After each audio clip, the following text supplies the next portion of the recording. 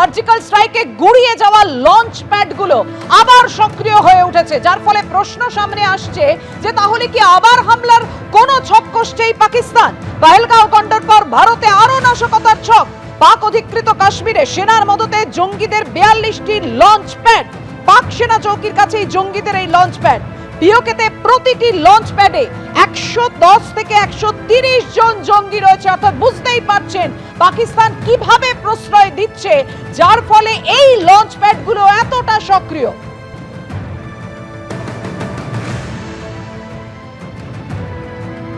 দু 2016-তে সার্জিক্যাল স্ট্রাইকের সময় পাক লঞ্চ প্যাডগুলো গুড়িয়ে দিয়েছিল ভারতীয় সেনাবাহিনী, আর এবার সেই গুড়িয়ে যাওয়া পাক জঙ্গিদের লঞ্চ প্যাড ফের সক্রিয়। ট্রেনিং ক্যাম্পগুলি ওরা মেইনল্যান্ডে করে না, পাক অধিকৃত কাশ্মীরে করে, কারণ ওখান থেকে ট্রেনিং শেষ হতে ওদের একটা আইসোলেটেড জায়গায় রাখে। ট্রেনিং শেষ হতে লঞ্চ প্যাডটা হচ্ছে কীরকম, ওটা হচ্ছে খোলা মাঠ। লঞ্চ প্যাড মানে কোনো ক্যাম্প না, মনে করেন পাহাড়ের নিচে একটা খোলা মাঠ, উপত্যকার মতো খোলা মাঠ। সেইখানে সন্ধ্যাবেলায় গুটি গুটি গুটি গুটি গুটি গুটি করে ওরা আসে। ওই লঞ্চ প্যাডটায় এসে ওরা বসে ওদের ফাইনাল চেকিং হয়। ইনফিল্ট্রেশন করার লঞ্চ প্যাড দূর থেকে ক্যাম্প থেকে নিয়ে আসলো, ওই জায়গাটা তো সেফ, সামনে বসে আছে। এখন ঘটনাটা কি, ওরা 100টা অ্যাটেম্প্ট করলে 99টা হয়তো মানে ফেলিওর হয়, একটাতে চান্স পেয়ে ঢুকে যায়।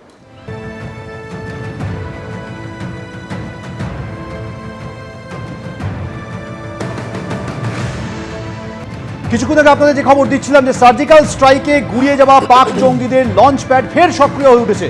পহেলগাঁও কাণ্ডের পরে ভারতে আরও নাশকতার ছক করছে পাকিস্তান। পাক অধিকৃত কাশ্মীরে সেনার মদতে জঙ্গিদের 42টা লঞ্চ প্যাড রয়েছে। পাক সেনা চৌকির কাছে জঙ্গিদের লঞ্চ প্যাড। দক্ষিণ পীরপাঞ্জলে 32টি, উত্তর পীরপাঞ্জলে 10টি লঞ্চ প্যাড। এর পাশাপাশি অন্যদিকে সাধারণ মানুষকেও পাকিস্তানের সেনার তরফ থেকে এইভাবে অস্ত্র প্রশিক্ষণ দেওয়া হচ্ছে। সরাসরি আমাদের সঙ্গে এই মুহূর্তে রয়েছে আমাদের ওয়ার রুম থেকে আমাদের প্রতিনিধি রাজস্বী দত্তগুপ্ত। রাজস্বী, একদিকে পাকিস্তান উস্কানি দিচ্ছে, সীমান্তে লাগাতার গোলাবর্ষণ করছে, অন্যদিকে সাধারণ মানুষকে অস্ত্রের প্রশিক্ষণ দিচ্ছে।